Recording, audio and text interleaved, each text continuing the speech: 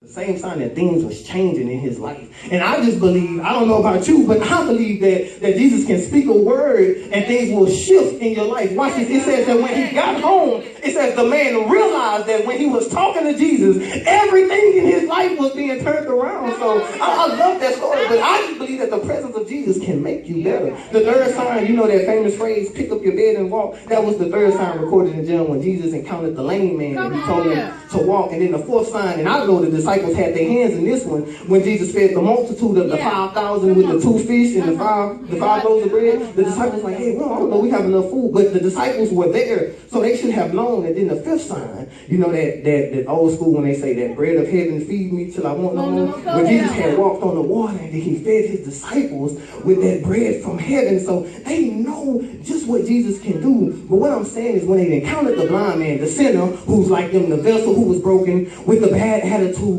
they should have known that just one touch from the master hand could have healed him regardless of what he did. And that's like one of us, like some of us, man. We were always wondering, but at the end of it all, it does not matter. Okay, watch this. It doesn't. Look at your neighbor real quick and tell them it doesn't matter. I don't care what you've done. I don't care what you did. It doesn't matter. Now watch this. I grew up.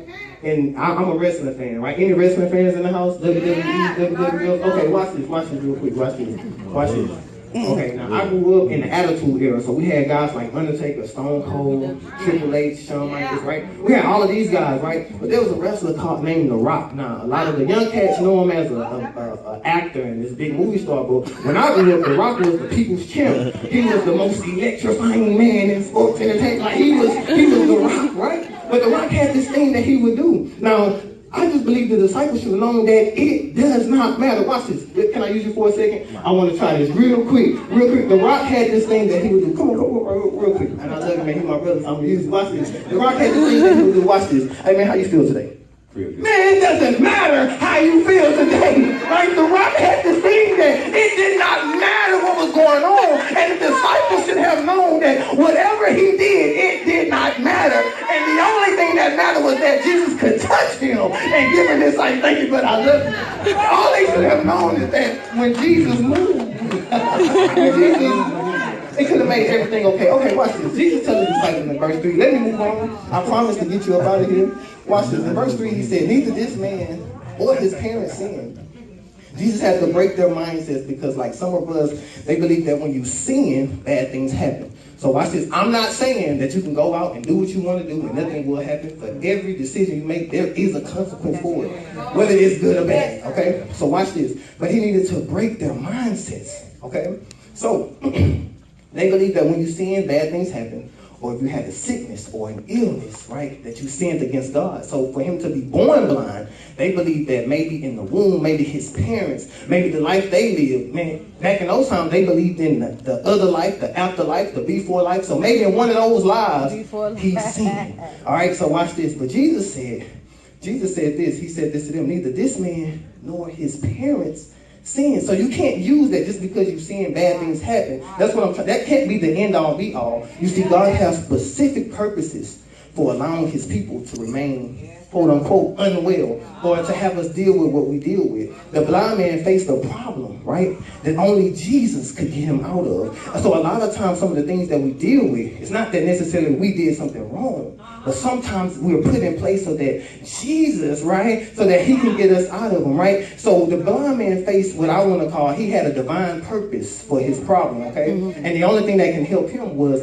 a divine solution. So watch this. So not all of that hell that you face is your fault. Some problems, they are set up so Jesus can get you out of them. So your blindness, right? Your blindness that you face is there so that God can open your eyes in front of the people. The disciples needed to see the blind man's eyes open who had did no wrong to break the mindset that if you do something wrong, God is going to punish you for it, right? Some things are for a purpose. So let that speak to you today. What you're dealing with is not because of what you've done or what you haven't done.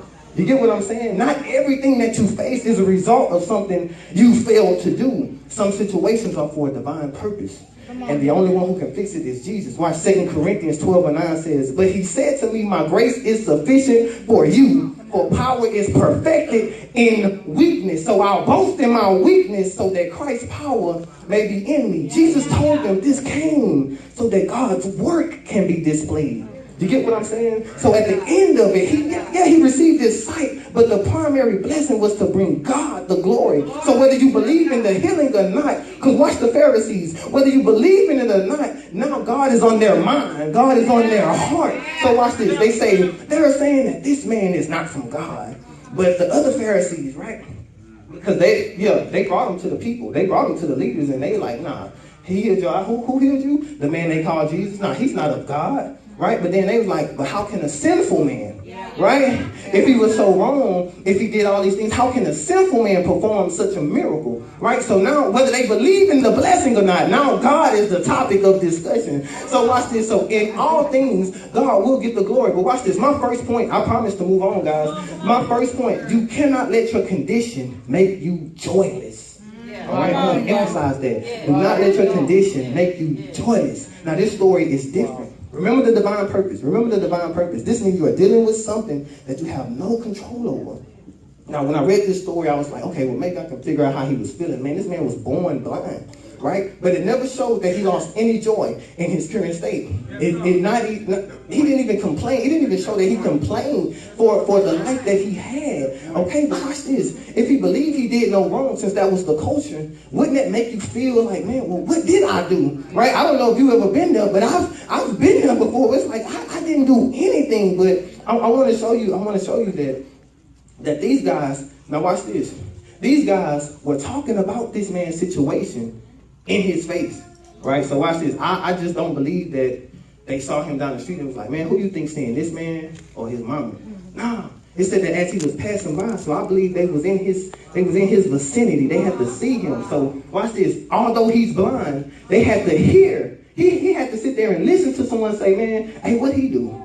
Right? What he do to get in this state? Or what his mama and them do to get in this state? Man, I'm talking about my mama, man. You get what I'm saying? Like, for real, like, look at that. Look. Like, what did he do to get in this state? All right, so watch this. So he could have let that bring him down, and it could have changed the situation to where he became joyless, and he could have spoke out and said, hey, don't talk about my mom, or hey, don't worry about what I did to get here. I ain't doing what you do, right? He could have took it there, and guess what? That could have cost him everything. Do you not know that your words can get you in trouble? The Bible says that power and life is in life and death is in the power of the tongue. So you better be careful with your words. As a believer, we have the tendencies to allow our problems to beat us down. Okay, we talk ourselves into a deeper hole, and don't be like Job. Now watch this. Everybody loves the story of Job, right? Because they say, yeah, Job got double for his trouble, but nobody want to talk about that in between time that Job went through, the feelings that Job had, to the point, man, Job was to the point to where he had no understanding to what was going on in his life. Now Job was righteous. He was upright. That means he did everything right. He probably prayed 13 times a day. I mean, Job was just on it every minute. On the minute, Job was on it. And God saw fit to allow him to be touched. So here's another story about divine purpose, right? He did no wrong. And God thought enough for him to allow the enemy to touch him, but not his soul. So watch this. Watch this. Job is a lot like some of us, right? He was going through something, right? He was going through some things, but Job, he was like, I know that it's going to be great, right? Because y'all know Job got double for his trouble, right? Y'all know that, right? But Job's complaining, and he griped so much that he became joyless. Job struggled with the things that he faced, and he was like, God, why would you allow someone like me, someone who's righteous, someone who's serving, right? Someone who pays their tithes all the time, someone who's always at church, someone who's always loving when they hate me. Why would you allow me? Why would you allow me, God, to go through something like this? Yeah. If you ever go back and read Job, read Job, go to chapter 3. He said things like, I wish I would have died when I came out the womb. This is Job talking. The same man who got double for his trouble. They say, don't complain, don't this, don't. Job became joyless. He said, man, why would you do me like this, man? He was, and if you go to chapter 10, he was disgusted with his life. And he said, God, I'm going to let you know how I feel.